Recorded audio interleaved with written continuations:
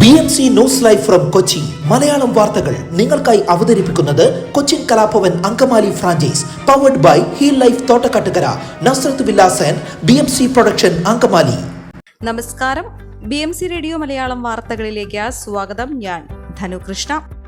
കഴിച്ച ഭക്ഷണത്തിന്റെ പണം ചോദിച്ചതിന് ഹോട്ടലുടമയെ വടിവാൾ വീശി ഭീഷണിപ്പെടുത്തിയ യുവാവ് അറസ്റ്റിൽ. കടവന്ത്ര ഗാന്ധിനഗർ പ്രവർത്തിക്കുന്ന ഹോട്ടലിൽ കയറി ഭക്ഷണം കഴിച്ച ദേവൻ എന്നയാളാണ് പിടിയിലായത്. ഭക്ഷണത്തിന്റെ പണം ചോദിച്ചപ്പോഴാണ് ഇയാൾ വടിവാൾ ഉയർത്തി ഹോട്ടലുടമയെ ഭീഷണിപ്പെടുത്തിയത്. കാപ്പ കേസിൽ ഉൾപ്പെടെ പ്രതിയാണ് ദേവൻ. ഞായറാഴ്ച രാത്രി 9 മണിക്കാണ് സംഭവം. ഭക്ഷണം കഴിക്കാനായി ഹോട്ടലിലെത്തിയ ദേവനും സുഹൃത്തും ബിരിയാണി ഓർഡർ ചെയ്തു. ഇടയ്ക്കിടെ അവർ ഇതേ ഹോട്ടലിൽ ഭക്ഷണം കഴിക്കാൻ എത്താറുണ്ട്. ഭക്ഷണം കഴിച്ച ശേഷം പണം ചോദിച്ചപ്പോഴാണ് ദേവൻ രോക്ഷാകുലനായത്. ഹോട്ടലുടമയോട് കയർത്ത ദേവൻ എളിയിൽ നിന്ന് വടിവാളൂരി വീശുകയായിരുന്നു. ഇതെല്ലാം ഹോട്ടലിലെ CCTV ദൃശ്യങ്ങളിലുണ്ട്. പ്രതി ലഹരിയിലാണെന്ന് സംശയിച്ചതിനാൽ കടയുടമ കൂടുതൽ പ്രതികരിക്കാൻ ശ്രമിക്കാതെ പോലീസിൽ വിവരം അറിയിക്കുകയായിരുന്നു. ഞായറാഴ്ചയായതിനാൽ കടയിൽ നല്ല തിരക്കായിരുന്നു. പ്രതിഭീതിത അന്തരീക്ഷം സൃഷ്ടിച്ചതിനാൽ 1.5 മണിക്കൂറോളം കടയുടെ പ്രവർത്തനം തടസ്സപ്പെട്ടുവെന്നും കടയുടമ പറഞ്ഞു. ഇയാൾ കടവന്ത്രയിൽ നിന്ന് പോയി 10 മിനിറ്റിനുള്ളിൽ കടവന്ത്ര പോലീസ് സ്ഥലത്തെത്തുകയും പ്രതിയെ പിടികൂടുകയും ചെയ്തു. പെരിയാറിൽ നിന്ന് ചാലക്കുടി പുഴയിലേക്ക് ഉപ്പുവെള്ളം കയറി കൃഷിനാശം കുടിവെള്ള വിതരണവും മുടങ്ങാതിരിക്കാനായി താൽക്കാലികമായി നിർമ്മിക്കുന്ന മണൽ ബണ്ടിന്റെ നിർമ്മാണം വൈകുന്നു. പുത്തൻവേലിക്കര പഞ്ചായത്തിലെ ഇളന്തിക്കര കോഴിത്തുരുത്ത് കരകളെ ബന്ധിപ്പിക്കുന്ന ബണ്ടിന്റെ നിർമ്മാണം വൈകുന്നതിൽ കർഷകർക്ക് ആശങ്കയുണ്ട്. നിർമ്മാണ ചുമതല ഇറിഗേഷൻ വകുപ്പിനാണ്. ഈ വർഷം ബണ്ട് നിർമ്മാണത്തിന് 24.37 ലക്ഷവും സിവിൽ പ്രവൃത്തികൾക്ക് 6.42 ലക്ഷവും ഒരു മാസം മുൻപ് അനുവദിച്ചിട്ടുണ്ട്. വേനൽ ശക്തമാകുന്നതോടെ ഉപ്പുവെള്ളം കയറിയുള്ള പ്രതിസന്ധി ഒഴിവാക്കാനാണ് ഇത്തവണ നേരത്തെ തുക അനുവദിച്ചത്. എന്നാൽ ബണ്ട് നിർമ്മിക്കേണ്ട ഇറിഗേഷൻ വകുപ്പ് മെക്കാനിക്കൽ വിഭാഗം നടപടികൾ ഇനിയും ആരംഭിച്ചിട്ടില്ല. ഇറിഗേഷൻ വകുപ്പിന്റെ ഡ്രഡ്ജർ ഇനിയും ഇളന്തിക്കരയിൽ എത്തിയിട്ടില്ല. മഴ മാറിയതോടെ ഏത് സമയത്തും ഉപ്പുവെള്ളം ചാലക്കുടി പുഴയിലേക്ക് കയറാമെന്ന സ്ഥിതിയിലാണ്. ഇതാണ് കർഷകരുടെ ആശങ്കയ്ക്ക് കാരണം. ഓരുവെള്ളം കയറിയാൽ പുത്തൻവേലിക്കര പഞ്ചായത്തിലെ 17 വാർഡുകളിലെ കുടിവെള്ള വിതരണം പ്രതിസന്ധിയിലാക്കും. കാർഷിക മേഖലയായ പുത്തൻവേലിക്കരയിൽ വൻ കൃഷിനാശത്തിനും ഇടയാകും. മറ്റ് 5 പഞ്ചായത്തുകളിലെ 100 കണക്കിന് ഏക്കർ സ്ഥലത്തെ കൃഷിയും നശിക്കും. കഴിഞ്ഞ വർഷം നവംബർ 20-ന് ഡ്രഡ്ജർ എത്തി ഡിസംബർ 1-ന് ബണ്ട് നിർമ്മാണം ആരംഭിച്ചിരുന്നു. ജനുവരി 3-ന് പൂർത്തീകരിച്ചു. ബണ്ട് നിർമ്മാണത്തിന് 1.5 മാസത്തോളം വേണ്ടിവരും. നേരത്തെ ആരംഭിക്കണമെന്ന് എല്ലാ വർഷവും കർഷകർ മുറവിളി കൂട്ടാറുണ്ട്. ഇത്തവണ നേരത്തെ ഫണ്ട് അനുവദിച്ചിട്ടും ജലസേചന വകുപ്പിന് അനക്കമില്ല. അനാശ്വാസ കേന്ദ്രത്തിൽ നടന്ന റെയ്ഡിൽ നടത്തിപ്പുകാർ ഉൾപ്പെടെ 3 പേർ പിടിയിലായി. BOC റോഡിൽ പുത്തുകാടൻ വീട്ടിൽ പരീത്, സഹായികളായ മുർഷിദാബാദ്, മദൻപൂരിൽ ഇമ്രാൻ സേഖ്, ബിലാസ്പൂരിൽ ഇനാമുൽ സേഖ് എന്നിവരെയാണ് പെരുമ്പാവൂർ പോലീസ് അറസ്റ്റ് ചെയ്തത്. പരീതായിരുന്നു നടത്തിപ്പുകാരൻ.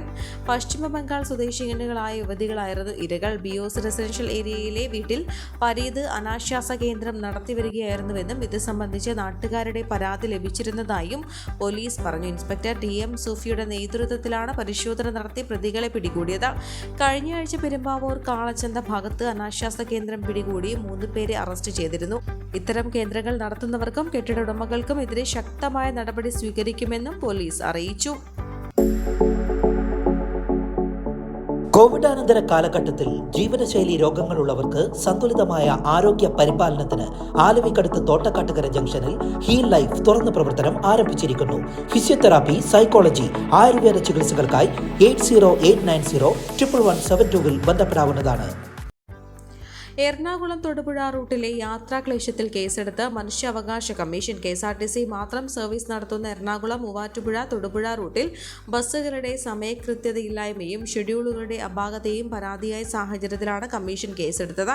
കഴിഞ്ഞ 16-ന് വൈകിട്ട് 5:30 എറണാകുളം സ്റ്റാൻഡിൽ നിന്ന് തൊടുപുഴയ്ക്ക് ബസ് പോയ ശേഷം പിന്നീട് ബസ് എത്തിയത് രാത്രി 8-നാണ്.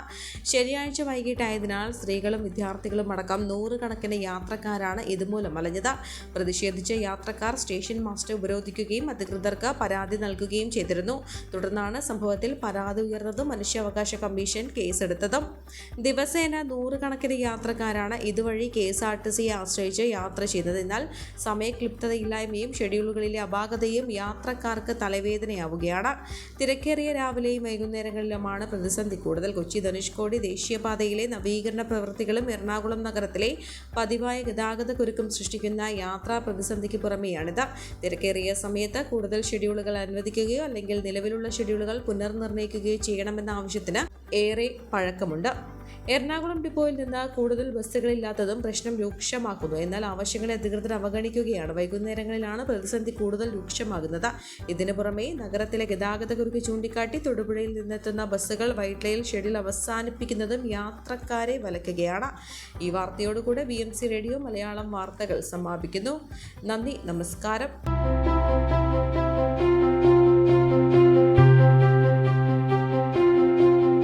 അങ്കമാലി പ്രദേശത്തെ കലാവിദ്യാർത്ഥികൾക്ക് സുവർണ അവസരം. ലോക പ്രശസ്ത കലാവിദ്യാലയമായ കൊച്ചിൻ കലാഭവന്റെ അങ്കമാലി ഫ്രാഞ്ചൈസി കരയാമ്പറമ്പിനടുത്ത് എളവൂർ കവലയിലുള്ള സ്പ്രിംഗ്ഫീൽഡ് കെട്ടിടത്തിൽ പ്രവർത്തനം ആരംഭിച്ചിരിക്കുന്നു.